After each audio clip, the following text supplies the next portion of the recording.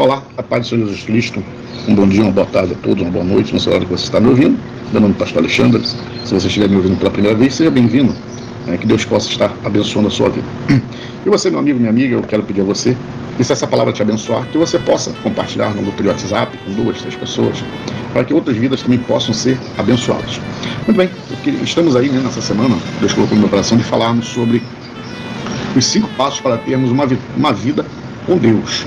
Já falamos sobre o primeiro passo, que é nascer de novo, O ato que nós aceitamos a Cristo, nos batizamos, batismos no Espírito Santo. Falamos também sobre amar a Deus sobre todas as coisas e ao nosso próximo, como a nós mesmos. E agora o terceiro passo é conhecer a Deus. Então, vamos ler aqui na palavra do Senhor para nós termos a nossa base. Aqui no livro de Osés, capítulo 6, versículo 3, diz assim: conheçamos e prossigamos em conhecer ao Senhor. Como a alva será a sua saída, e ele nos virá como a chuva, como chuva seródia que rega a terra. Muito bem. A grande questão é: como nós podemos conhecer a Deus? Como nós podemos conhecer um ser que é infinito, um ser que é transcendental, um ser que parece estar tão longe de nós, mas ao mesmo tempo tão perto? Há 2 passos fundamentais na vida de um cristão para ele poder conhecer a Deus. Seja ele católico, seja ele protestante, pentecostal, neopentecostal, reformado, luterano, enfim. Quais são, pastor? O primeiro passo é a leitura bíblica. E o segundo passo é a oração. Ou o primeiro passo é a oração, o segundo passo é a leitura bíblica. São iguais, um ao outro. Eu vejo, às vezes, no pouco tempo de ministério que eu tenho, que alguns crentes eles desenvolvem mais um lado e menos o outro. Há pessoas que elas têm conhecimento bíblico muito bom. Citam versículo, conhecem a Bíblia assim perfeitamente. Mas ela tem pouca intimidade com Deus. Ela é como se fosse um filho que conhece todos os ditames do pai, mas ele não tem liberdade, ele não tem relacionamento pessoal com o pai. Há outros que já têm um relacionamento muito íntimo com Deus, mas conhecem muito pouco de Deus. Isso se dá devido que algumas pessoas leem mais a Bíblia e oram menos. Outros oram mais e leem menos. Isso quer dizer que a sua relação com Deus, ela está o quê? Desequilibrada. Precisa então achar um meio termo para que essa relação ela possa estar equilibrada.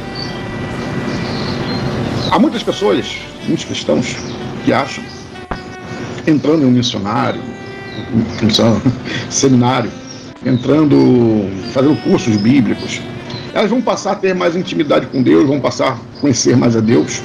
Não propriamente. E por que, pastor? Porque a própria palavra diz que a letra mata, mas o Espírito vivifica. E muitas vezes, muitos cristãos estão muito preocupados com a letra e menos preocupados com o Espírito. Estão mais preocupados com a exegese, com a hermenêutica, com as concordâncias, do que propriamente com o relacionamento com Deus. E é como eu disse, na nossa vida tem que haver o quê? Um equilíbrio. Você não pode ir muito para a palavra e esquecer a oração. Você não pode ir muito para a oração e esquecer a palavra. A vida tem que ser de forma equilibrada. Quando nós temos, por exemplo, um culto, uma reunião, como chama na sua igreja, o ato de adorar a Deus, portanto, precisamos conhecer a Deus. Precisamos ter esse entendimento. Conhecer o Senhor deve ser um dos alvos principais da vida do cristão. Se nós amamos ao Senhor, devemos desejar conhecê-lo.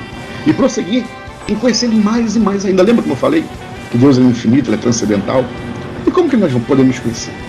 A cada dia, a cada instante, a cada momento, a cada segundo. Nós temos que estar mais inseridos neste Deus. Então a busca por conhecer quem nos salvou, nos libertou, também nos levará ao que? A desvendar os seus atributos, descobrir a sua vontade, o que ele fez, o que faz e o que fará da história até a eternidade, que o livro de Apocalipse, parte de Daniel, Mateus, que fala sobre a escatologia. quando nós nos propomos a conhecer a Deus, o mundo espiritual, ele é o que? Descortinado, é desvendado para nós. Então, todos os dias somos convidados o que? Aprofundar o nosso conhecimento de Deus, através da sua palavra.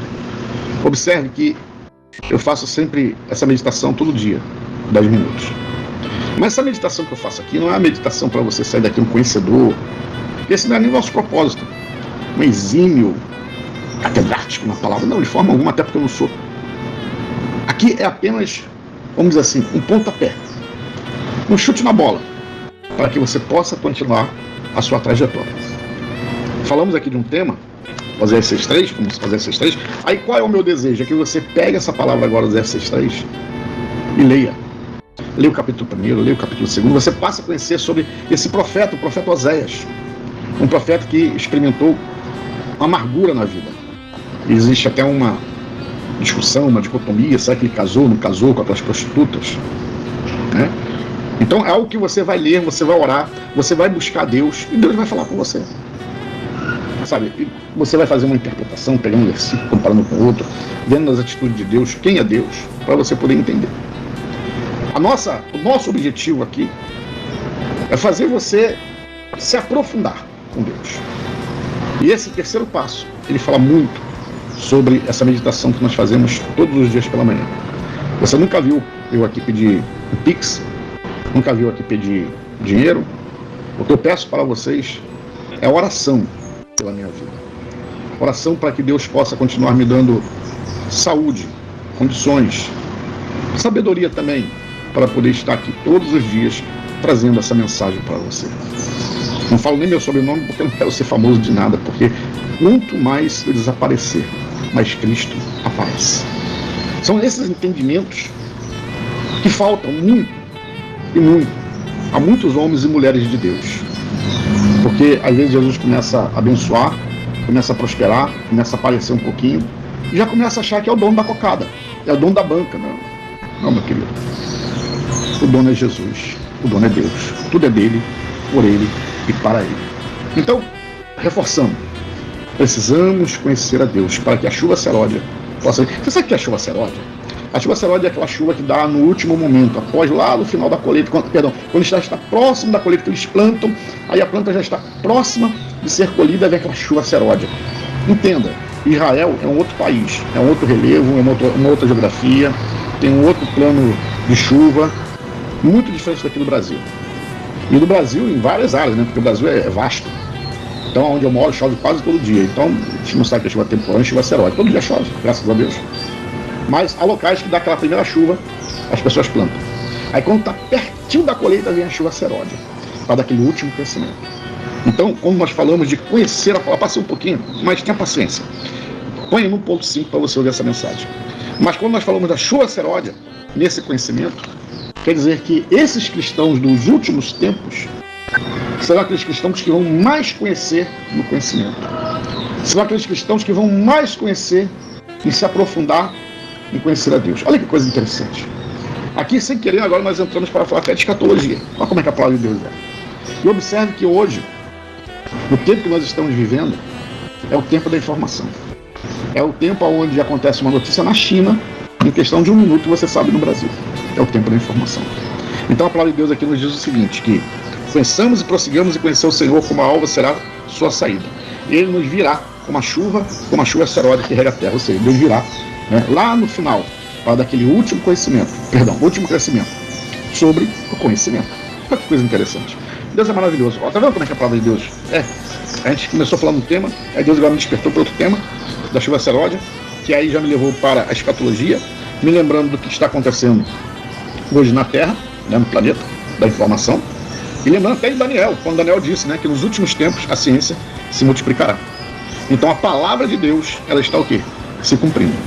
A todo dia, a todo instante. Portanto, meu querido, prossigamos em conhecer ao Senhor todos os dias da nossa vida. Amém? Oremos. Pai amado, Pai querido, Senhor, abençoe esse irmão, abençoe essa irmã, Senhor, em toda essa dificuldade, Pai. Ó Deus, ajuda, Pai, e a mim também, Senhor, a te conhecer a cada dia. Pai querido, Pai amado, abençoe, Senhor Deus, cada família, Senhor, que nos ouve nesta manhã, Senhor, com a bênção da prosperidade, Pai, com a bênção da longanimidade, Pai, com a bênção, Deus, da harmonia familiar, Pai, da saúde também, meu Pai. Senhor Deus, é o que nós pedimos, Pai, em nome do Senhor Jesus, amém. Muito bem, meu querido, a paz do Senhor, um beijo no coração, e até amanhã, querendo Deus. Paz.